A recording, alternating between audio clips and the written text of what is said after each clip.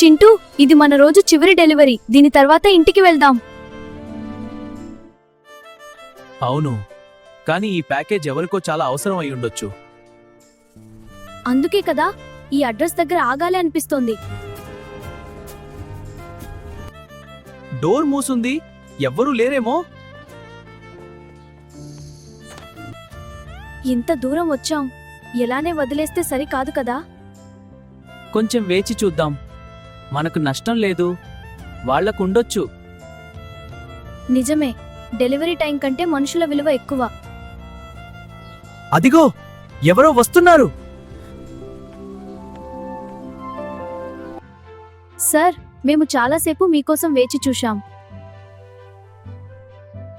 చూశావా, ఆగినందుకే ఈ చిరునవ్వు. ఇప్పుడు అర్థమైంది చింటూ, ఇది పని కాదు, బాధ్యత. మంచి పనులు ఎప్పుడూ ఆలస్యం కావు. ఇలాంటి కథలు నచ్చితే సబ్స్క్రైబ్ చేయండి.